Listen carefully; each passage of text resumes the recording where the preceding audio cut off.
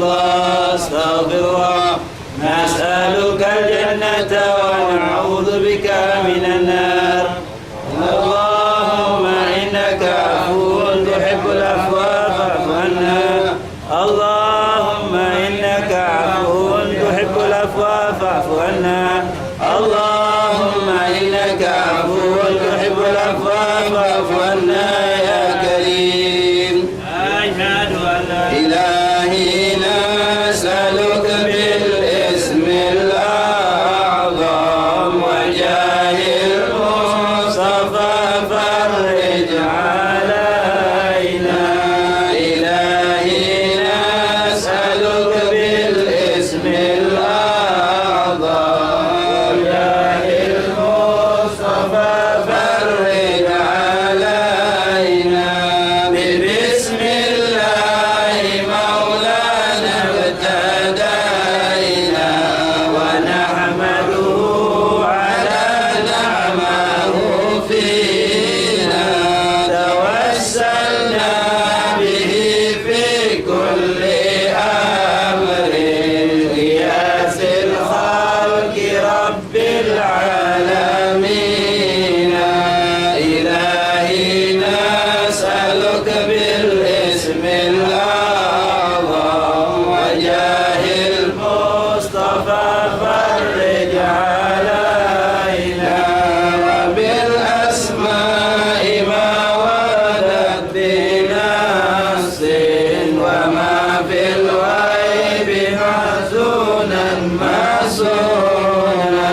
بكل كتاب أنزله تعالى وقرآن شفاء للمؤمنين.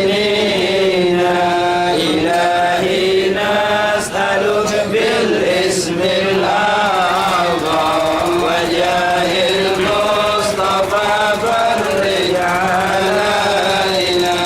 وبالهادي توسلنا ولؤلنا وكل الأنبياء والمرسلين وآلهم مع الأصحاب جمعا.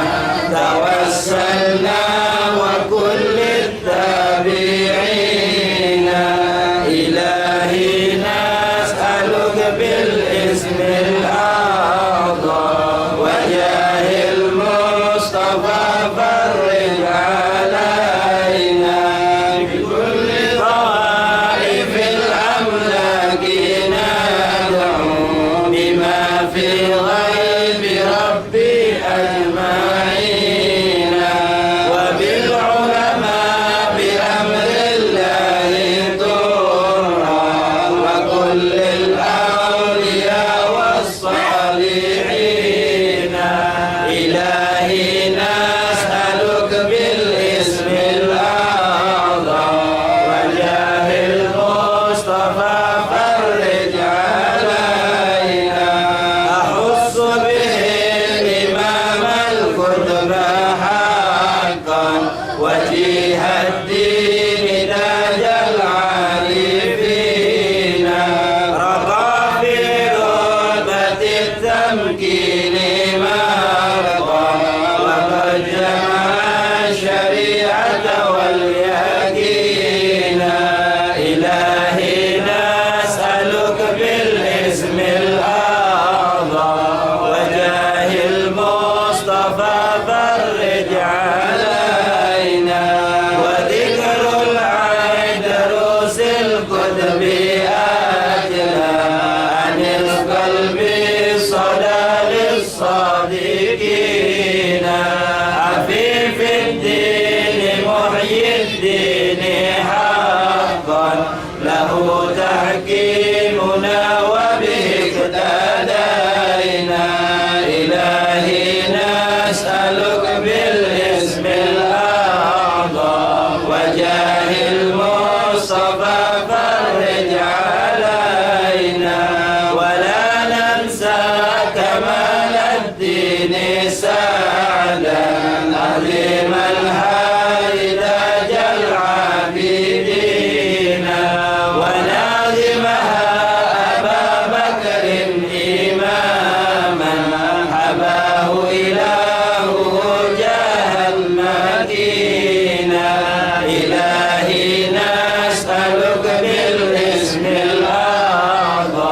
وجاه المصطفى فرج علينا بهم ندعو إلى المولى تعالى بغفران يؤم الحاضرين ولطف شامل ودوام شكر وغفران لكل المذنبين إلهي نسألك بالاسم الأعظم وجاه المصطفى فرج علينا ونهدمها بتحسين عظيم بحول الله لا يقدر علينا وستر الله مسؤول علينا وعين الله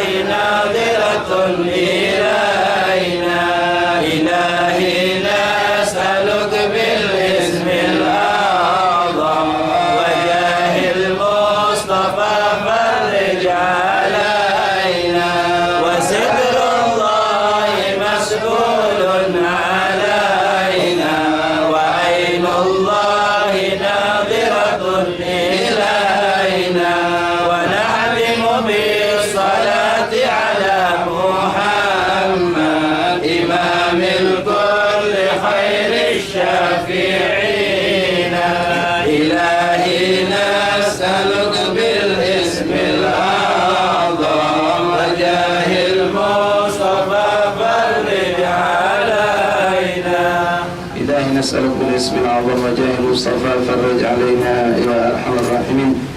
بسم الله الرحمن الرحيم. الفاتحة إلى رسولنا من الشفيع سيدنا رسول الله محمد بن عبد الله صلى الله عليه وسلم أهل البيت وأزواجه وذريته بسائرتنا عن رسول الله أزواج رسول أنصار سننا كاب سائرتنا عن بعض مدر بن حزام والفرق من مسائر من كل نحن خضر من مجمعين وكاب الأولى بسم الله كان مخصوصا من تقدم في هذه الحارة حبيبنا أمر شرف علي بن حسين بن شهاب بن أولاد الدردي ومن تقدم في هذه الحارة من أولياء أصلا مسجد من كل أجمعين ثم إلى الرسول صلى الله عليه وسلم المصلى من الإرشاد والتعليم حبيبنا شيخنا الحبيب محمد بن حمد شيخ بن سالم وأنا حبيبنا مقسم بن أحمد الكاف وكاف إخواننا أحبابنا من حضر معنا حبيبنا فائز مصطفى بن شيخ بن سالم بن علي وأكبر بن شهاب وإلى أروح والدنا بكرامات الأمات والمسلمين أجمعين ثم إلى المعلم في كتاب حجة الإسلام والحميد محمد بن محمد الغزالي أن الله يغفر لهم ويرحمهم ويسكنهم برحمته إن الله يعيد علينا من بركاتهم أسرارهم أنوارهم علومهم كراماتهم وقائد الدين الآخرة جالبة لكل خير دافعة لكل شر لنا ولكم بالمسلمين وإلى حضرة النبي.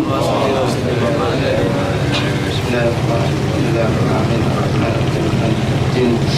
إياك نعبد وإياك نستعين اهدنا الصراط المستقيم صراط الذين أنعمت عليهم غير المغضوب عليهم ولا الضالين. بسم الله الرحمن الرحيم. الحمد لله رب العالمين وبه نستعين على أمر الدنيا والدين وصلى الله وسلم على خير خلق الله أجمعين سيدنا ومولانا محمد صادق وعبد الأمين وعلى آله وصحبه حق وقدره ومقداره العظيم. وإن تعلم التعليم والإفادة والاستفادة والنفع والانتفاع تذكر التذكير والحث على التمسك بكتاب الله وسنة رسوله ودعوة إلى الهدى والدلالة على الخير ابتغاء مرضات الله وتربية الثواب. اللهم أغننا بالعلم وزينا بالحلم وأكرمنا بالتقوى وجملنا بالعافية يا أرحم الراحمين. رب اشرح لي صدري ويسر لي أمري واحلل عقدة من لساني يفقهوا قولي. ربي زدنا علما وارزقنا فهما. سبحانك يا الله سبحانك يا ربنا سبحانك يا كريم سبحانك لا علم لنا إلا ما علمتنا إنك أنت العليم الحكيم وتب علينا إنك أنت التواب الرحيم. اغفر لنا وارحمنا أنت خير الراحمين فانصرنا على القوم الكافرين ولا حول ولا قوة إلا بالله العلي العظيم. معاشر الحبايب الحاضرين مستمعين رحمكم الله السلام عليكم ورحمة الله وبركاته. Alhamdulillah, alhamdulillah, lakal hamdu ya Allah ya Rabbana. Bersyukur kita kepada Allah Subhanahu wa taala. Karena Allah Subhanahu wa taala masih terus memberikan nikmat kepada kita. Di antara nikmat yang kita rasakan nikmat sehat wal afiah, nikmat diberikan kelapangan waktu dan ditambah kenikmatan kita yaitu taufik dari Allah sehingga kita bisa mensyukuri segala nikmat-nikmat yang Allah berikan kepada kita. Laula taufik ma kana al-'abd muti' lillah Subhanahu wa taala. Kalau bukan karena taufik dari Allah, seorang hamba tidak akan mampu untuk taat kepada Allah Subhanahu wa taala. Alhamdulillah, alhamdulillah kita pun bersyukur kepada Allah umur kita masih dipanjangkan Allah sehingga kita bisa menjumpai 10 hari terakhir daripada bulan Ramadan ini.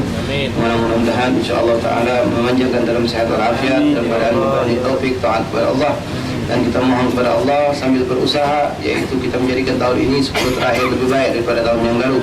Kewaflahan kita, kelalaian kita yang sudah menjadi kebiasaan kita setiap tahun ketika menjelang akhir-akhir Ramadan, insya Allah tahun ini tidak terulang, akan tetapi kita isi dengan tetap taat kepada Allah Subhanahu wa ta'ala, tetap dekat kepada Allah Subhanahu wa ta'ala. Amin Allahumma amin. Ma'asyiral habaib, ma'asyiral hadirin, ikhwan rahimakumullah, hafizakumullah, melanjutkan daripada pembacaan kitab Bidayatul Hidayah Imam Ghazali yang mana kita ambil dalam kesempatan ini, yang menjelaskan tentang hifdzul jawarih, itu menjaga anggota badan dari maksiat, yang mana anggota badan ini kita jaga di luar Ramadan dan juga di dalam Ramadan. Bahkan berdasarkan hadis Rasulullah SAW yang menjelaskan tentang 5 perkara yang membatalkan puasa, yaitu membatalkan pahala puasa, itu merupakan perbuatan-perbuatan daripada jawarih atau anggota tubuh kita, yang mana dari 4 atau 5 perkara yang disebut oleh Rasulullah, 4 daripada perkara tersebut yaitu bersumber dari lisan manusia atau lidah, yaitu lisan atau lidah. Adapun 1 dari pandangan mata. Di sini Imam Ghazali memulai menyebutkan, yaitu pertama mata. Mata yang beliau bukakan tentang bagaimana kita harus menjaga mata tersebut. Bismillahirrahmanirrahim. Qala al-mu'allif rahimahullah ta'ala wa nafa'ana fil ulum fid darain amin. Beliau mengatakan fa inna jahannama laha sab'atu abwab. Sesungguhnya neraka jahanam itu ada 7 pintunya. Likulli babin minhum juz'un maqsum. Setiap pintu itu ada bagian tertentu yang memasukinya.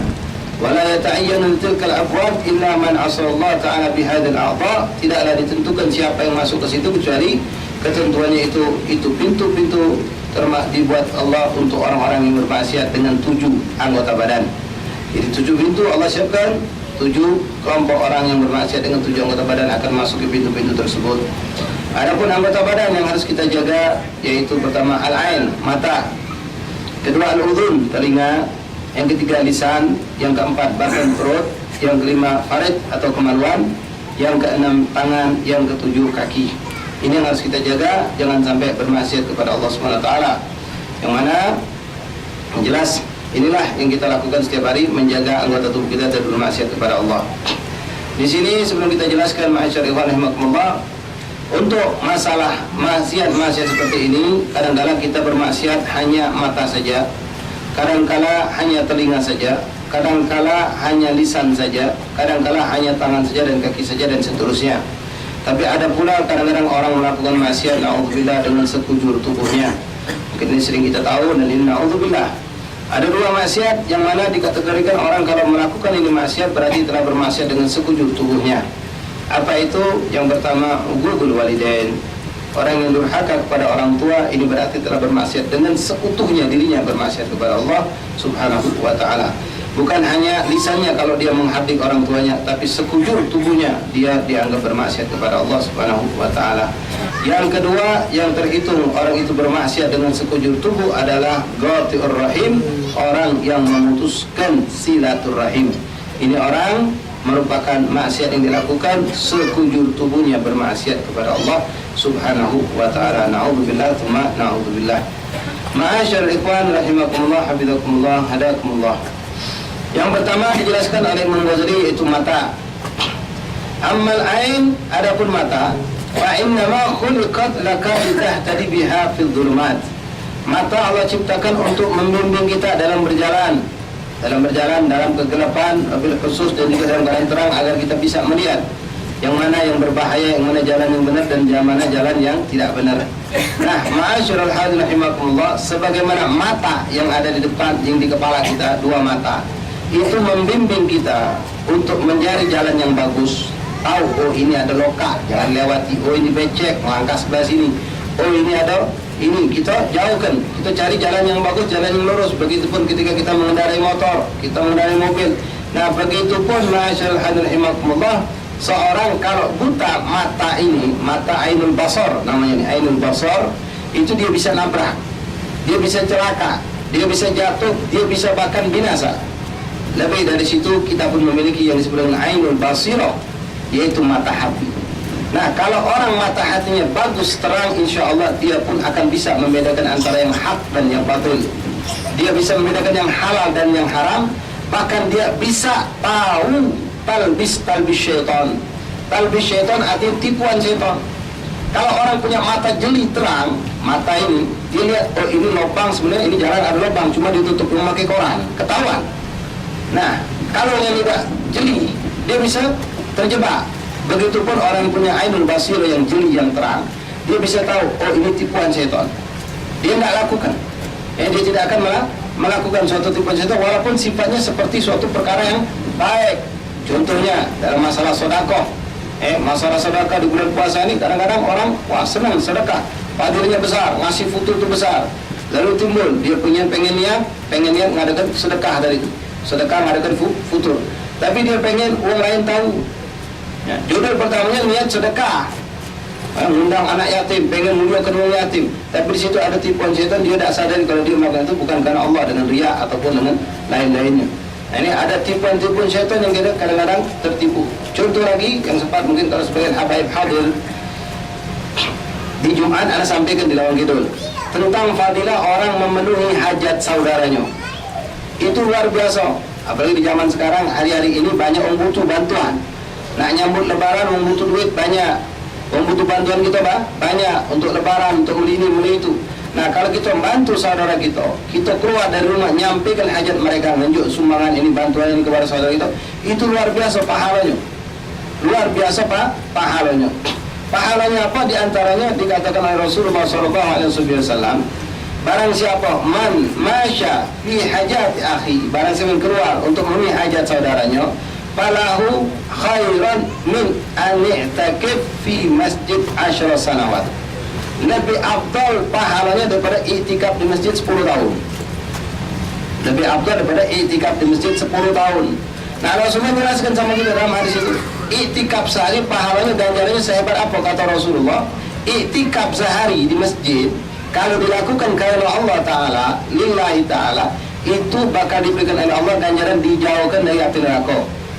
Sejauh apa? Sejauh 3 khandak. Kalau 1 kali i'tikaf di masjid, 1 hari dijauhkan dari dia dengan neraka 3 khandak. 1 khandak ukurannya antara bumi timur dan barat. Itu sehari. Nah, ngantaikan hajat wong, memenuhi hajat wong, nyenang hati wong, bantu wong susah dalam zaman apalagi dari hari seperti ini, itu pahalanya lebih afdal daripada i'tikaf 10 tahun di masjid. Nah, kadang-kadang ada orang tertipu model tadi, dia i'tikaf, memang Rasulullah benar, Rasulullah i'tikaf di masjid pada hari terakhir 10 banyak. Nah, kadang-kadang dia lihat pas lagi i'tikaf dia ingat dulunya misalnya atau wah bibinya ada yang butuh bantuan dia ada janji sama wong nak menunjukkan kebutuhan dia lagi i'tikaf, dia mikir i'tikaf lebih bagus, dia tak ngerti tentang itu tadi. Apalagi dijenguk wong pula dia i'tikaf tadi, dijenguk wong i'tikaf dia nak mentu kaget. Kalau aku keluar gagal i'tikaf aku. Aku sudah pengen i'tikaf di masjid, kalau aku keluar dengan itu macam-macam. Dia tertipu oleh syaitan. Sehingga orang yang tertajuk nunggulah tidak jadi mendapatkan hajatnya.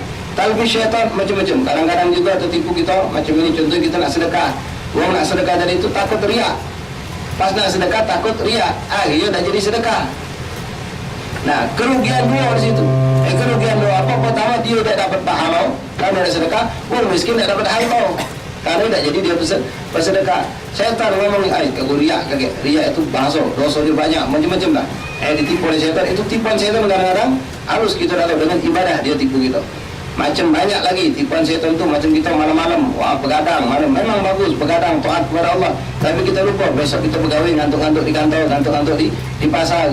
Nah, melalaikan kewajiban, sedangkan ini sesuatu yang sunnah. Itu banyak tipuan-tipuan syaitan yang seperti itu. Orang yang ainul basirah, matanya terang, dia baca medan. Yang mana tipuan syaitan, yang mana bukan tipuan syaitan. Yang mana yang penting, yang mana yang lebih penting. Yang mana yang afdal, yang mana lebih afdal. Itu bisa dibedakan bagi orang yang punya ainul basirah, hati yang terang. Kembali kepada pembahasan masalah mata, maksiat mata. Beliau mengatakan Allah ciptakan mata untuk membimbing kita, agar kita bisa menggunakan mata berjalan dengan baik. Wa tasta'ina biha fil hajat, untuk membantu kita. Untuk apa membantu kita? Untuk memenuhi hajat-hajat kita. Wa tanzura biha ila ajab malakutul ardh was samawat, dan juga untuk kita bisa memandang tafakur dengan mata kebesaran Allah daripada yang ada di langit dan di bumi. Wa ta'tabir bima fiha minal ayat, dan juga kita merenung dengan kebesaran Allah Subhanahu wa taala. Fahfadha anit talata, kau jaga mata kau dari 3 perkara, kata beliau Imam Ghazali. Pertama, antandura biha ila ghairi mahram wa ila suratin malihah bisyahwatin nafas. Hendaklah kau jaga mata kau dari apa yang diharamkan oleh Allah, memandang perempuan yang bukan muhrim atau memandang yang lainnya yang membuat syahwat kita terpancing. Nah ini hati-hati, jangan sampai kita terjengok. Haram hukumnya, kecuali kalau memang hajat darurat seperti jual beli, dagang, nyingok biasa itu boleh-boleh. Baik, saya tidak berarti ngarang kita tak boleh nyingok betina, tidak. Tapi kalau tak kati hajat, tak kati kebutuhan, haram hukumnya. Mandang uang yang bukan muhrim kita. Model kelakar, bukan kelakar yang ada faedah. Kelakar tak kati hajat, cuma kelakar anak ini, mandang dia itu jelas haram. Apalagi mandang dengan syahwat, itu lebih dosa lagi. Mandang dengan syahwat menghilangkan pahala puasa. Kalau sampai na'udzubillah keluar dia punya mani, batal puasanya. Mandang dengan syahwat itu tidak boleh. Termasuk di sini apapun, walaupun mungkin ada di antara hadirin dengar ada ustaz ngomongkan dalam hukum fikih, mandang kalau gambar itu tidak apa-apa. Tengok TV itu tak apa-apa, bukan asli, itu cuma gambar baik. Ya jatuhi nak ngomong macam itu. Kalau memang hukum fikih mengatakan demikian, tapi hukum maksiat tetap jalan maksiat. Itu mempengaruhi pikiran dan hati kita, itu bisa mendorong kita untuk berbuat maksiat lebih jauh lagi. Nah, memandang di sini hukumnya haram, memandang orang yang bukan muhrim. Begitupun betina. Betina mandang orang lanang yang bukan muhrim, hukumnya haram. Nah, di sini balik di sini Anas sudah sampaikan berkali-kali sama majelis orang betina. Orang lanang pun kadang-kadang Anas sampaikan, minta maaf sebelumnya. Ada di antara adat kita di Palembang ini, di mana baik, bukan di Palembang, cuma kita di Palembang, di Palembang ini perlu kita rapikan, kita perlu luruskan. Masalah apa? Minta maaf. Aisyah sudah alasan ngomong begitu. Susah nak ngobanya. Ini nyampe ke siapa tahu pacak ngobah ke, buktinya ada yang pacaknya nantinya. Masalah contohnya masalah apa? Nganten ke bersanding. Nah, nganten ke bersanding itu apa hukumnya? Kalau masalah bab nazar jelas jatuh hukum haram. Pengantin lanang tercokok sambil betina lagi pacian, betina kalau nyingok sat. Nah, betina nyingok orang lanang itu apa hukumnya? Tak ada betina kita pacian tadi nyingok pengantin itu sambil mejem, atau nyingok sebelah ada nyingok betina yang tak ada. Pasti itu nyingok di lanang itu. Malah lah, pasti itu nyingok di lanang itu. Nah, hukumnya apa? Hukumnya haram. Kami nyingok kan ada bini yo sampingnya. Ini bukan masalah khalwat. Kalau masalah khalwat memang hukumnya jatuh lepas tidak haram kalau lanang tadi sama betina lain di situ ada mahram. Ini hukum pandangan. Nah begitu pun sebaliknya, pengantin kita terjogok tadi, apa kita nunduk jadi pengantin kemayu, diam, tak nyingok. Kalau depan betina kalau nyingok kita betina tadi. Apalagi model ada budak gadis bro, gadis-gadis itu jingok tak? Itu jingok, jelas. Apa hukumnya berdosa? Model na'udzubillah kalau model lanang tak benar kan, terjingok tadi atau terjingok betina lebih cantik dari bininya, pikirnya lain lagi. Nah itu kalau sebatas cuma masalah mandang. Kadang-kadang boleh lagi selain dari itu komentari, kan? Model menyingok pengantin di komentarinya, wah itu agak ini agak itu macam-macam. Apalagi model pengantin dari 3 dari 4, udah habis ribat sekali mana-mana. Manding dan yang tengah tu masya Allah deh pecah pinang baru jadi. Yang kiri itu tak perlu lagi mulai jadi bahan riba. Walhasil balik masalah pandangan itu tidak boleh. Nah jadi kalau pacak kita usahakan, ya kalau pacak tak usah bersanding itu.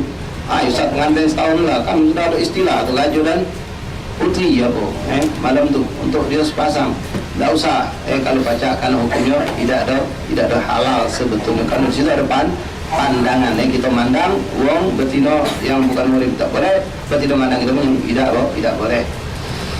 Kemudian au tandura biha ila muslim bi'il ihtiqar, haram juga hukumnya kalau kita memandang seorang muslim dengan pandangan menghina. Ada orang mandang kan tentang maaf kita dari 100 watt ada 5 watt masuk majlis langsung nyimak tu. Lain pandangan tu Pak. Lain pandang dengan pandangan hino. Kadang-kadang na'udzubillah ini sama-sama dia main mata pula. Ya. Ngoyang mata macam tu. Ni nampak ni aku kawan tadi, hati-hati cemplung ke Allah mata kita tusuk pakai besi panas lagi. Siapa tahu itu salihin. Orang baik-baik. Ini kadang-kadang pandang apalagi model orang tadi tak habis katakanlah habis terjun maksiat. Pas masuk majlis langsung mandang hino kalau cak kita ni suci. Hati-hati pandangan macam itu tidak halal, tidak benar. Lalu yang ketiga an tattali'a biha ila aib muslim dan juga jangan kau gunakan untuk meneliti atau memandang aib-aib sesama muslim. Man satara auratul muslimin satarallahu fid dunya wal akhirah. Barang siapa yang menutupi aib atau keburukan muslim di dunia, maka Allah tutupi aibnya di akhirat kelak. Maka di sini perlu kita perbanyak doa. Kita hadir majlis, apalagi majlis-majlis yang kami haul, maulid, apa kita kemana bela. Tujuan kita apa? Hadir majlis, tak usah cerodean, tak usah ngurusi wong. Ini kadang-kadang ngurusi wong, juga wong model pergi maulid arba'in, kawan tu pakai baju 3-4 hari tak bawa baju itulah juga dijingoin. Ini bukan duduk sebelahan terus pula. Yang kawan 4 hari tak bawa baju. Dicodoinya, apalagi maaf ada bau keluar, saya bau tak sedap, jadi bahan. Tak usah aib wong, kekurangan wong, ada kekurangan apapun wong, tak usah kita urusi. Urusi dah aib kita dewek. Urusi dah aib kita dewek. Imam Ali bin Muhammad bin Husain al-Habsyi sudah pernah cerita di majlis kita ini.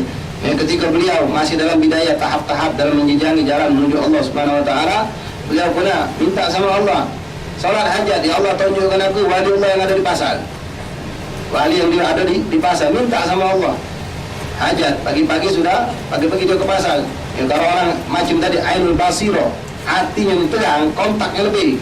Bukan macam kita tak tahu kadang wali duduk sebelah kita, orang besar kita anggap tengok zohirnya baik. Zohirnya sudah kita anggap sepelekan. Kadang-kadang kawan tadi duduk depan kita langsung bahawa. Kawan tu duduk depan kita, bahawa kita langsung. Mana kamu? Orang tadi kebetulan derajatnya ekonomi lebih rendah dari kita. Imam Ali Habsyi minta sama Allah, turun ke pasar, dia turun, masuk pasar bawa-bawa pelangkap, tiba-tiba matanya tertuju kepada tukang daging. Tukang daging, lagi letak daging. Kontak langsung. Ini percaya lain Imam Ali. Kalau memang biasa husnuzon, itu dibukakan Allah. Orang lebih itu, orang lain tengok, biasa kita tengok orang lain. Ada sir-sir daripada amal, daripada kebaikan orang tadi itu kejiwaan. Imam Ali tengok tukang daging lain. Ayah marah Imam Ali. Belum meneliti, pengen tahu ni, pengen tengok, pengen teliti. Baru marah, orang tadi ngomong, ya Ali, ba'dan ni. Imam Ali, waktu itu Ali masih muda, kaget kita duduk bareng. Tunggulah aku selesai dulu gawe dulu. Kejut Imam Ali, tahu kawan ni. Kalau Imam Ali nak angkat dia tadi. Sudah selesai urusan daging, selesai gawe, mampir Imam Ali kumar dia, diajaklah masuk dia. Pas masuk ke juga, kawan tadi setelah nyalahin sudah. Baju, pelagak, bersih, ahli ibadah. Duduk, pas duduk, diajaknya di lonjok rumahnya, ngomong sama Imam Ali Habsyi. Ya Ali, ben manabda. Dari mana kita nak ngomong majlis kita berdua ni? Uluhiyah wala Ahmadiyah. Nak ngomong tentang Allah, tentang Rasulullah. Terpesat Imam Ali. Ngomong hebat. Orang nak diajak ngomong bahas tentang Allah dan Rasul. Apa tentang Rasulullah nak dibahas? Dia Imam Ali. Hanya dia unjuk nasihat sama Imam Ali. Ya Ali, kau semalam salat hajat, minta sama Allah. Biar Allah tunjukkan siapa wali yang ada di pasar. Kau sudah dibukakan oleh Allah. Tapi seandainya semalam kau salat hajat, minta sama Allah, buka ke aib kau yang tersembunyi, itu lebih afdal daripada kau minta pada Allah buka ke siapa yang ada wali di pasar. Mengetahui tentang seorang awliya itu di pandangan awliya lebih apa kita tahu tentang aib diri kita dewek. Nah ini kadang-kadang alhamdulillah kita kebanyakan aib orang lain, masya Allah istilah kita ni semut sebuah mulu kejinguan.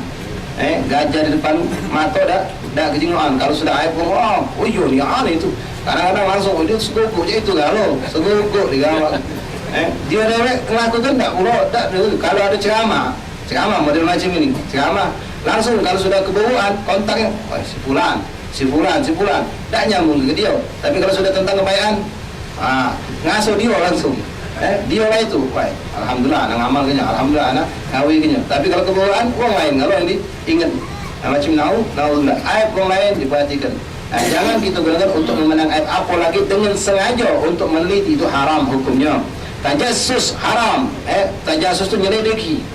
Ada orang masuk misalnya kebetulan, atau kalau cerita macam bulan puasa ni, ada orang masuk dapur, orang keluarga kita atau keponakan kita, misalnya kita masuk dapur tadi itu, bisa jadi dia nak ngapur, tak tahu kita. Ini sendiri, jangan-jangan kalau minum, kalau kau makan, kalau belokin, itu tak boleh, haram hukumnya. Husnuzon itu cukup kita husnuzon baik sama orang tadi itu. Kalau dengan husnuzon inilah, mungkin orang tadi memang niat nak buruk jadi baik. Orang nak buruk jadi baik. Jadi na'udzubillah, jangan kita memandang aib orang lain. Nah, untuk ketika hadir di majlis, di tempat perkumpulan orang banyak, itu kadang-kadang tak sengaja terjenguk aib orang. Tak sengaja terjenguk aib orang. Ada orang tadi model pas makan sama kita, blok cepatnya makan. Ada lagi orang tadi itu macam-macam lah, dengan bawa badannya barangkali, dengan tingkah lakunya, dengan apa-apa. Nah, di sini ada ulama ngajar kita, berdoa minta sama Allah. Allahumma astur ayuban nas anni wa la tadhhib barakatuhum minni. Ya Allah, tutupkan aib-aib uang ni, jangan sampai aku terjiwa. Tapi jangan kau haramkan berkah uang yang hadir pada untuk aku. Ini perlu kita baca doa. Tujuan kita hari majlis. Kadang-kadang aib macam-macam, tampil penceramah, naik mimbar, naik penjingok. Apalah kekurangan dari penceramah tadi, tak diteliknya ceramah. Dan ini ada. Kadang-kadang kita lagi tegak, kawannya saksi-saksi berdua. Tunjukkan. Apa dia di badan kita yang salah? Ada miring, apa ada yang apa? Ceramah tak diperhatikan. Atau pas ceramah tadi itu salah. Salah nyebutkan 1000 kalimat yang baik, tak dengar sikok salah tadi ingatnya. Nah ini kebanyakan orang yang galak memperhatikan aib. Jadi kebaikan tak jengok, keburukan bayang jengok. Jadi jangan sampai kita gunakan mata kita untuk melihat apa yang diharamkan Allah, itu memandang aib-aib orang lain, kekurangan atau keburukan orang lain. Nah ini kadang-kadang futul. Futul ini yang paling banyak terjadi kita orang Palembang, perlu kita buang. Cerodean, futul tadi itulah. Model lewat, keluar dari langgar ni. Nak balik, tak ada dengar lagi. Kebetulan ini contoh, minta maaf sama Hadi, minta maaf keluarga rumah depan ni. Kebetulan rumah itu terbuka. Nama suara, kau ni sempat-sempat nyingal dulu. Nah, apa gawi? Ini lewat baik caca tak dengar. Ini fudul kadang-kadang. Kalau di jalan tu sampai berhenti, kadang motor orang. Tengok ada yang boleh berhenti, padahal orang lagi ikut lain apa urusan apa. Kati hubungan dengan dia. Tahan berhenti sampai macet, bahawa kita tak ada. Kita nak cepat kawan ni berhenti. Sampai dia berhenti, tengok apa dia. Nah ini fudul, na'udzubillah. Tinggalkan fudul yang seperti itu, jangan sampai. Aib dosa kita muka, aib nonton juga aib orang lain. Tapi yang kedua, amal udhun, ada pun telinga, fahfadha an tusghiya biha ila bid'atin aw riba aw fakhsh. Nah, kalau untuk telinga kita jaga, jangan sampai kita gunakan untuk mendengar apa yang diharamkan Allah, baik itu ghibah, namimah ataupun omongan-omongan kotor. Adapun mata tadi yang jelas itu larangan kita untuk menjauhkan diri kita dari maksiat-maksiat. Untuk taat jelas kita gunakan untuk segala macam ketaatan. Kita punya mata, terutama wabil khusus di bulan puasa, perbanyaklah kita maca Quran. Ningoknya baik Quran tu dah pahala, ngawaknya baik, belum maca sudah pahala, dibuka sudah pahala, maca pahala lagi. Pahala lagi, banyak pahalanya, luar biasa. Luar biasa daripada pahala daripada pahala puasa. Macam Ustaz Taufik Asnawi lain di Jumat tadi. Ada mangcik sikap dia di Masjid Agung. Buka Quran, Masya Allah, Quran cepat dia. Buka lagi cepat. Negara kawan, mangcik, berapa kali khatam? Aja berapa kali khatam? Tak ada itu banyak je. Jadi sampai mana mengaji tadi tu? Dia tanya kan mana? Kata aku ni jiwa rahsia kat cerita. Aku ni cuma muka-muka Quran baik. Dah macam-macam je. Jangan kau kawan ni cepat macam. Ngapa ngambil berkah nyingok Quran? Nyingok Quran berkah. Ngambil berkah nyingok Quran dah macam-macam. Pulak baliknya terus. Yang kau sebelah ni cepat. Jangan macam kawan ni. Khatam tak tahu cuma muka baik. Ngambil berkah nyingok Quran. Nah, nyingok Quran berkah je lah. Nyingoknya baik berkah. Apalagi kita macamnya. Di antara nyingok juga nyingok Kaabah. Nyingok Kaabah itu berkah. Memang ada hadisnya, termasuk juga nyingok wajah orang tua dengan ainut ta'zim, dengan pandangan mata hormat dan cinta. Begitupun jelas memandang wajah solihin, memandang awliya Allah dengan mahabbah, dengan ta'zim, itu bisa menerangi hati kita. Menerangi hati kita, bukan cuma ainul basar yang bagus terang, hati kita pun akan menjadi terang. Nah, sebaliknya jangan sampai kita gunakan untuk yang memandang yang maksiat tadi. Baik. Lindungi kita punya telinga daripada mendengar yang ghibah ataupun hal-hal yang diharamkan Allah, termasuk hal-hal yang bid'ah.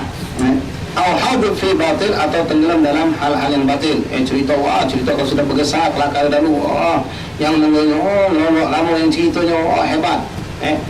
Memang nafsu lidah, nafsu mulut itu lebih hebat dari nafsu perut. Kalau nafsu perut pengen lapar, sudah kenyang, padat sudah, dah pacak masuk lagi. Kalau lidah, Masya Allah, sudah habis berlalu. Kadang-kadang kita nak terkantuk-kantuk dengan kawan kelakar, masih tak berhenti kelakar. Nah, kalau kelakarnya riba, yang dengar melok haram juga. Melok haram, ngatai wong melok haram juga, segala macam. Yang ngomong sama-sama sama-sama berdosa. Fa inna ma khuliqat laka litasma' biha kalamullah. Semuanya telinga itu digunakan, diciptakan Allah untuk dengar kalamullah, dengar Quran. Dengar dari macam dengar dari wong, atau kita macam dewek dengar. wa sunnah Rasulullah SAW, dan untuk mendengar hadis-hadis Rasulullah, wa hikmat al-awliya'i, dan juga ucapan-ucapan mutiara kalimat dari para awliya Allah, wa tatawassal biha ila istifadatul ilm, dan juga kita gunakan telinga untuk mendengar ilmu-ilmu agama sehingga kita dapat ilmu, bitanal bihal mulkal muqim wan na'im daim, agar kita mendapatkan kedudukan di sisi Allah yang kekal dan kenikmatan yang kekal di sisi Allah Subhanahu wa taala. Fa'idha aslaita biha ila syai'in minal makarih sara ma kana laka alaik. Sebenarnya kalau kau gunakan telinga untuk mendengar yang bukan diridhai Allah, yang dimakruhkan atau diharamkan, maka telinga akan menuntut engkau di akhirat kelak. Nah, di sini ma'asyiral habaib wal hadirin rahimakumullah, telinga itu bersih. Kita ingat cerita zaman Rasulullah SAW, zaman sahabat Sayyidina Umar radhiyallahu an, yang digelar dengan kejadian ini. Kisah Sayyidina Umar ketika naik mimbar. Ini mukjizat karamat Sayyidina Umar radhiyallahu anhu, juga karamat para sahabat. Ketika Sayyidina Umar naik mimbar, ketika itu beliau berada di Madinah. Beliau ini beberapa hari yang lalu telah mengirim pasukan perang ke Roma untuk berperang. Sudah lama. Nah, subhanallah, ketika beliau naik mimbar, ditampakkan Allah pasukan perang yang ada di Roma itu dalam keadaan berbahaya. Mukjizat atau karamat daripada Sayyidina Umar ditampakkan Allah. Dia di Madinah, pacak nengok sahabat yang lain ada di Roma sedang dalam keadaan bahaya. Mereka berada di bawah gunung, sedangkan musuh naik ke atas gunung akan menyerang dari belakang. Jadi Sayyidina Umar teriak, "Ya Sariyatul Jabal, wahai pasukan perang, mati ke gunung." Dengar suara sahabat, terdengar sahabat tadi. Nah, di sini ulama mengatakan dua-duanya itu karamat, bukan karamat Sayyidina Umar baik, karamat sahabat yang lain juga. Dia bisa dengar suara tersebut, bisa mereka dengar suara Sayyidina Umar yang datang dari Madinah, suara itu kedengaran. Suara Sayyidina Umar kedengaran oleh sahabat yang ada di Roma tadi. Sehingga beliau dengar ini berulang kali, naik ke gunung nengok. Ternyata musuh lagi berusaha naik gunung. Sehingga dibalikin oleh sahabat, diserang dari pojok sebelum musuh pacak naik. Nah, ini telinga. Begitupun ma'asyiral hadirin ikhwan rahimakumullah, telinga kita ni kalau nak tahu telinga kita bersih atau tidak, standarnya bangun subuh lah. Kedengaran tak salatan. Kadang-kadang maaf, anda bukan ngomong di kampung kita ni dah. Kadang-kadang uang samping langgar ni, uang yang luar kampung kedengaran soal langgar kita ni. Kita yang jauh kampung samping langgar kanan kiri tak kedengaran azan. Kadang-kadang uang langgar ni pengurusan sangat langgar hidupkan sepapat jam sebelum azan, setengah jam buka radio bunyi gini Al-Quran tak terdengar. Subhanallah. Kalaupun sempat terdengar, besok langsung rotok. Kamu ni kata otak buka radio, orang masih nak tidur. Ada yang macam itu. Subhanallah. Tak terdengar. Dengar Quran apa tidak sedap. Tapi kalau dengar yang lain, subhanallah, terbangun.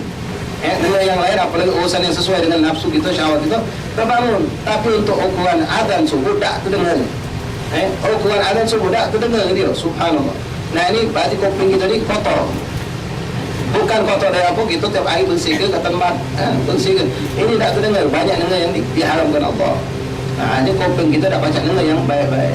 Ada dulu punya sahib, subhanallah. Kita punya dulu seorang santri di dalam sofa itu. Dia tidur berdalu kadang-kadang. Berdalu, dia mutola'ah, dia bergawe apa. Letih, capek, tidur dia. Dengan sunnahnya segala macam tidur, api tidur. Kadang-kadang masih ada budak-budak di kamar tu berkelakar. Kuat kelakar tadi tu. Dia tak terganggu. Tidur dia nikmatnya. Tak terganggu. Ada budak nyetel TV, nyetel radio. Tidak terganggu. Nikmat tidur dia. Tak terasa apa-apa. Tapi subhanallah, ketika azan awal dari Masjid Aidit itu jauh di luar, orang kita mutakin sana. Azan awal, sayup-sayup, terbangun kawan. Pajak bangun dewek, subhanallah. Orang lain tak terdengar, azan lah terdengar di situ, tak terdengar kadang-kadang.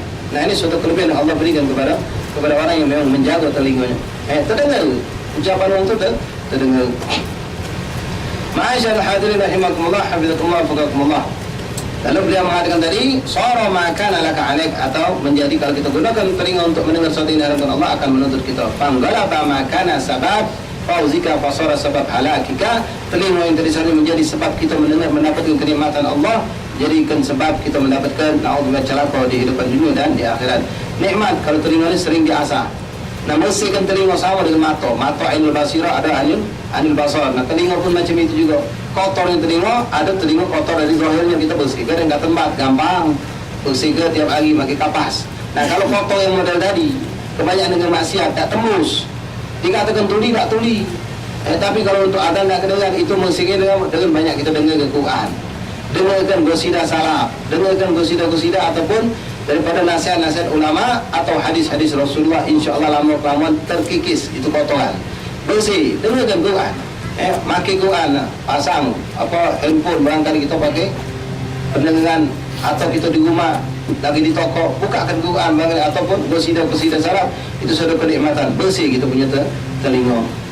Masyaallah hadirin rahimakumullah. Lalu beliau mengatakan untuk umum yang riba tadi, wala tadhunnanna anna al-ithm yahtassu bihi qa'il duna mustami', fa fil khabar inna al-mustami' syarikun dha'ir wa huwa ahlul mutabin. Bukan berarti yang ngomong baik tentang ngomong kotor atau tentang penyanyi, penyanyi dangdut, penyanyi apalah. Nyanyian tadi itu jelas membawa kita lupa sama Allah, rakse, berjoget dia atau cinta-cintaan zaman sekarang ini. Dia haram hukumnya. Kita yang mengajar kelemahan juga haram hukumnya. Nah, ini bisa merusak kita punya telinga. Masyaallah habaib al-hadirin rahimakumullah. Adapun yang ketiga, ini yang paling penting, masalah lisan, lidah. Lidah ini yang paling bahaya. Dalam hadis tadi menyebutkan ada 4, kizib, ghibah, namimah, sama sumpah palsu. Yang kelima, nadhara bisyahwat, pandangan dengan syahwat. Ini 5 yang menghilangkan pahala puasa. 4-4-nya dari sebab lidah manusia. Al-bala muakkal bimantik, atau bala itu sebab musabab main dari lidah. Bala musibah, orang beributan antar keluarga, antar rumah, pecah kongsi dagang, sampai maaf juga nak pecah keluarga. Gara-gara lidah ni lah, salah ngomong, habisnya nyesel, anak tu tak sengaja. Anak tu nak sopto lah. Kadang-kadang anak tu dia tu sopto. Tak tahu kawan ni lagi. Sumpah sopto kita, bukan lagi sopto ni lain. Singgung kawan. Nyeselnya anak. Tak baca lagi lidah. Sudah keluar, tak baca dijilat lagi, tak baca ditarik lagi omongan dari. Ini perlu kita jaga benar-benar lidah kita. Ini nasihat buat Al-Fadhil dan kita semua. Menjaga lidah bukan cuma kita nyago macam itu, tapi dengan kita memperbagus, menyinar lidah kita dengan baca Quran, zikir dan lain-lain. InsyaAllah tidak bergerak lidah kecuali dengan yang baik. Kalau yang sudah terjaga oleh Allah, itu biasa zikir, biasa gunakan dengan yang baik, itu ketika dia nak ucapkan sesuatu yang berat, sesuatu yang tak diridhai Allah, itu berat lidahnya. Keluh macam sama baik orang yang biasa ngomong tak benar, ketika baca Quran keluh berat. Baca Quran itu susahnya, baru baca selembar sudah lesu, dia capek. Tapi kelakar apa kuat. Sebaliknya orang yang nyaga lidah, ketika dia nyaga lidah, dia ajak orang belakang yang kira-kira tak manfaat, apalagi untuk sesuatu yang sifatnya makruh, dia bakal keluh, tak sanggup lama-lama. Tapi kalau baca Quran, tak kenyang-kenyang, terus nikmat dia baca Quran, terus berzikir kepada Allah Subhanahu wa taala. Lidah fa inna ma khuliqa laka litukthira bi dzikrullah ta'ala wa tilawati kitabih wa turshida bi khalqi ta'ala khalqillah ta'ala ila tariqin. Lidah Allah ciptakan kepada kita untuk kita mengingat Allah, zikir kepada Allah, atau untuk membaca Al-Quran, atau untuk menasihati orang untuk berjalan menuju ke jalan yang benar. Wa tudhhira bihi ma fi dhamirika min hajati dunyaka wa dinika dunyaka, dan juga untuk menjadi wasilah kita untuk menyampaikan apa yang ada di hati dan pikiran kita. Itulah lidah. Lidah ini Allah ciptakan ada 2 pintunya. Saking bahaya Allah ciptakan 2. Apa tu? Bibir sama gigi. 2 pintu, baban, ya'qadul lisan. Lidah dijaga dengan 2. Kalau mata sikap, bapak mata ni lah. Tapi kalau lidah 2, gigi kita jaga, bibir kita punya jaga. Ini sebagai perumpamaan.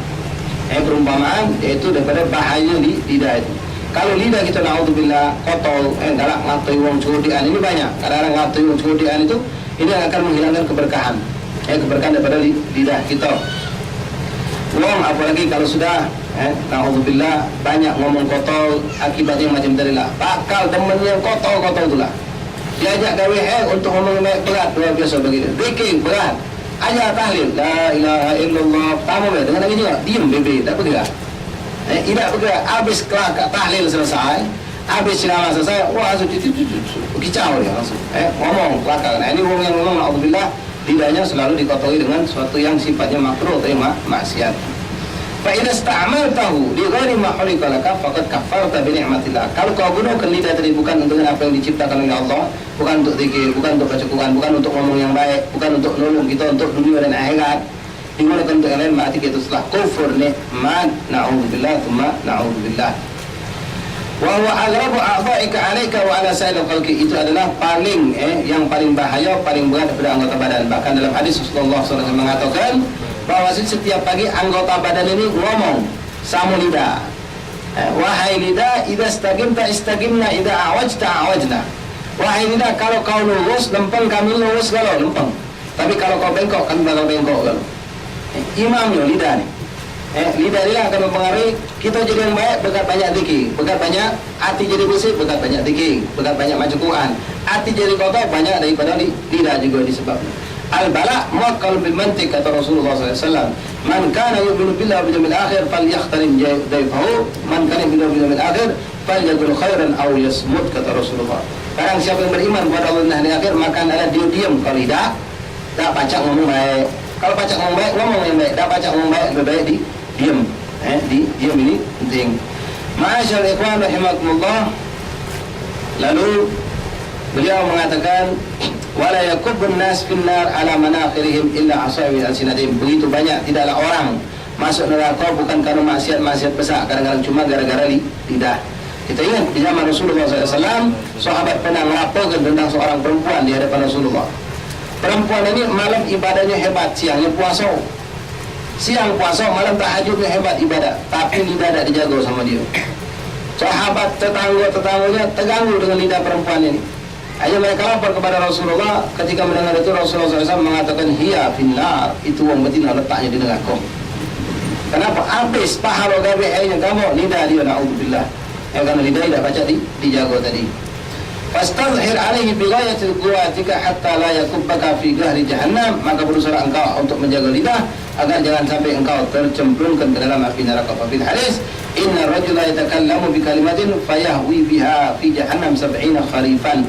Dalam hadis Rasulullah mengatakan ada seorang laki-laki mengucapkan satu kalimat yang mana dengan satu kalimat itulah dia dilemparkan ke neraka jahannam yang jauhnya kurang lebih 70 harif. Satu harif itu seperti yang satu khondak anak beritahu kecil jaga tadi. Satu harif, satu lembah itu jauhnya dari ujung masyrik ke maghrib. 70 harif dilemparkan paling dalam dari kata neraka jahannam gara-gara satu ucapan. Gara-gara satu ucapan. Nah ini kadang-kadang kita serang, nguyok wong, ngelari wong. Anda sekarang memang agak jarang gelag-gelagan. Ngelari untuk hati-hati. Kalau wong itu tidak demen digelagi, terus lekat yang ngelari dari pertama sampai masuk kubur, gelagan masih terus. Nyambung berdosa terus saja. Berdosa macam dosanya dosa jariah. Kalau ngelari yang bagus apa? Ini ngelari yang buruk. Kadang-kadang sampai gelag itu turun ke anaknya pula. Anak dah sampai ke cucu pula. Di gelagi macam tadi. Nah, siapa yang ngelari pertama kali tadi? Ulah meninggal. Kapan? Nanti meninggal. 60 tahun yang lalu. Terus dapat jatuh dosa. Setiap 1000 orang ngelari kawan tadi, anak cucu tidak demen kalau digelagi macam itu tuh.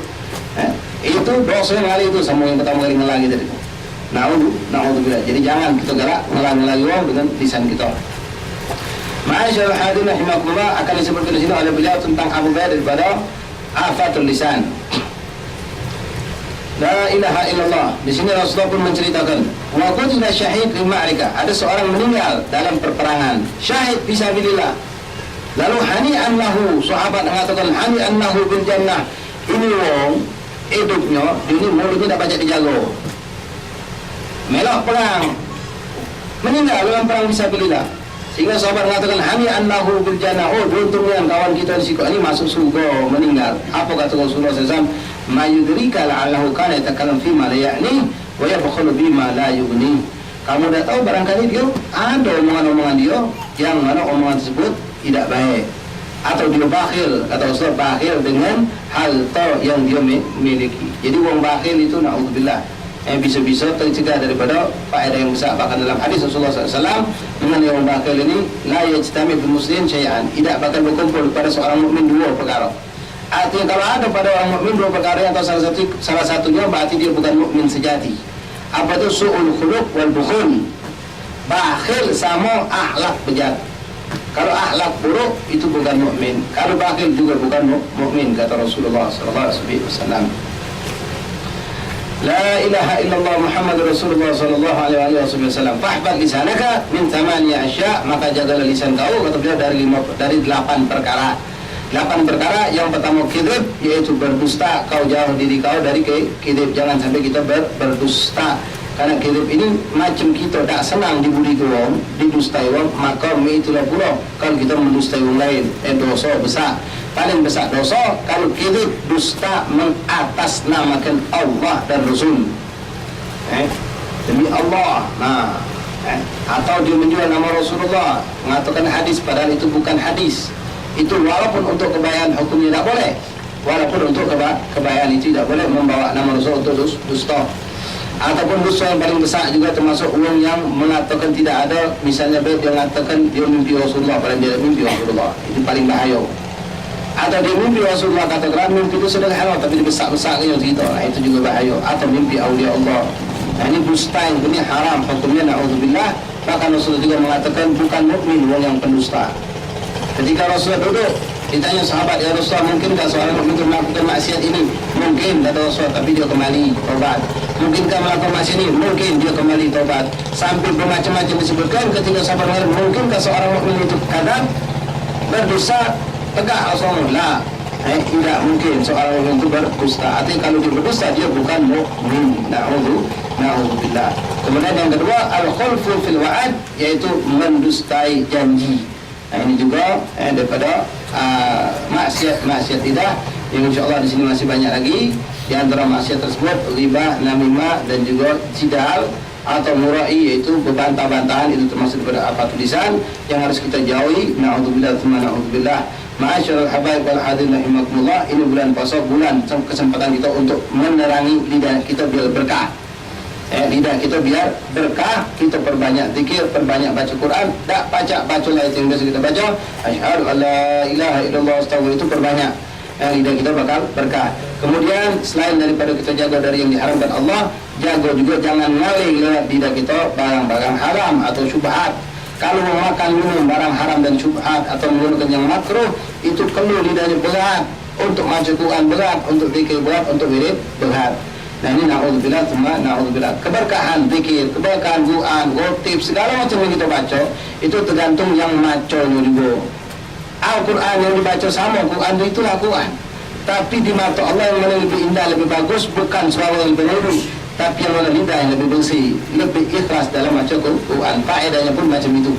Faedahnya pun macam itu. Sehingga kalau kita yakin kita lisan kita bersih, kita baca ngobati diri dewek.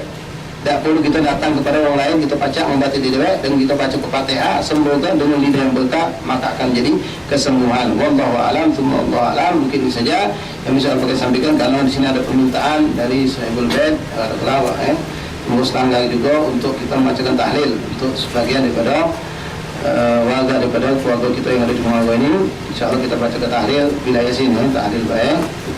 Setelah itu kita tutup majlis, dan InsyaAllah majlis tinggal sekali lagi hari minggu depan dan merupakan penutupan majlis, dan InsyaAllah sekaligus langsung kita adakan acara buka bersama. Buka bersama jatuhi majlis kita mulai seperti biasa, InsyaAllah 4:15, paling lambat-lambatnya 4:30 sampai selesai maghrib. InsyaAllah di sini buka bersama. Kita baca tahlil, InsyaAllah kita hadirkan kepada yang dimintakan di sini. Bismillahirrahmanirrahim. Abdul dzikri fa'alam annahu la ilaha illallah.